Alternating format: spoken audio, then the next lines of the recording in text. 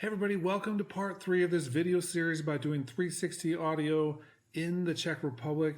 In this video, we're actually doing it as a 360 video. So in order to view it properly, you'll need the latest compatible web browser or you'll be able to view this on your mobile device with the YouTube mobile app.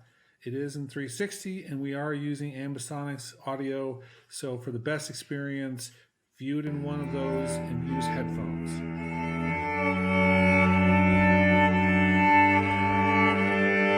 So it's a little windy, and you can probably hear a lot of the city noise behind me, but today's the big day. We're going to be working with the Prague Castle Guard Band, and we're also going to be working with a string quartet and some other musicians at HAMU, which is the main conservatory of performing arts here in Prague.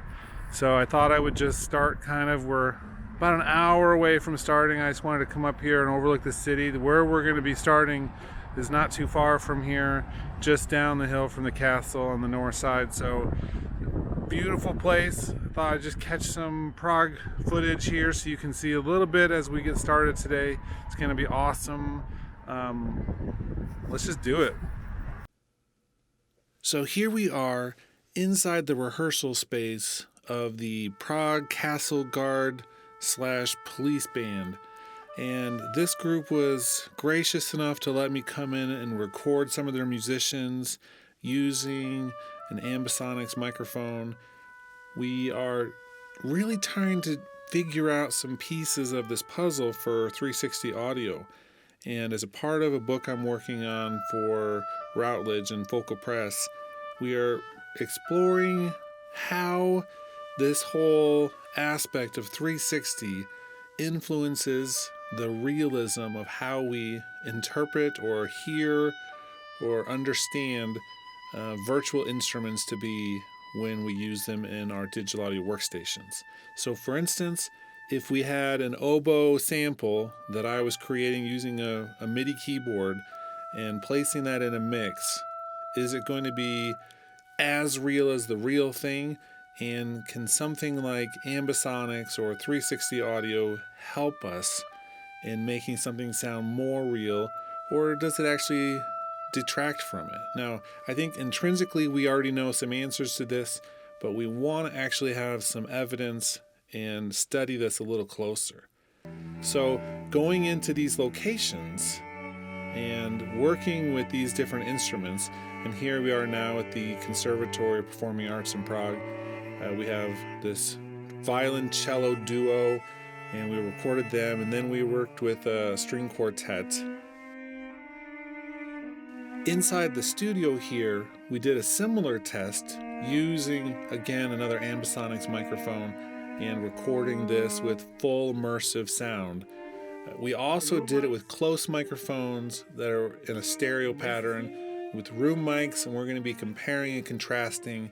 Part of the research is going to include taking some of those close microphones and using impulse responses we captured in the same studio room and trying to mimic the 3D experience and just seeing what the differences are, what people notice when they listen to it.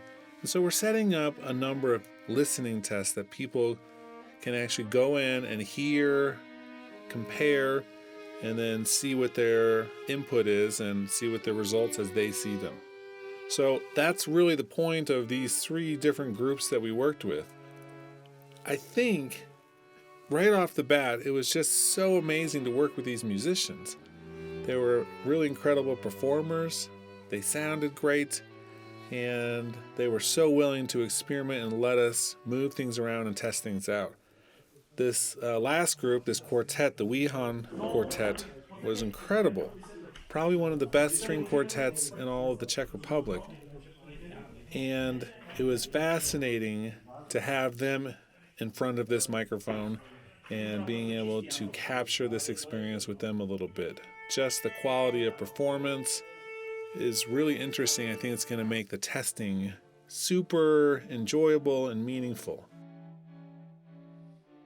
Take a second though and listen as they perform a little bit. You're hearing the immersive audio recording in first order ambisonics, and that's something that YouTube is capable of actually letting you hear move around the browser, move around the image, and you'll hear it coming from different angles.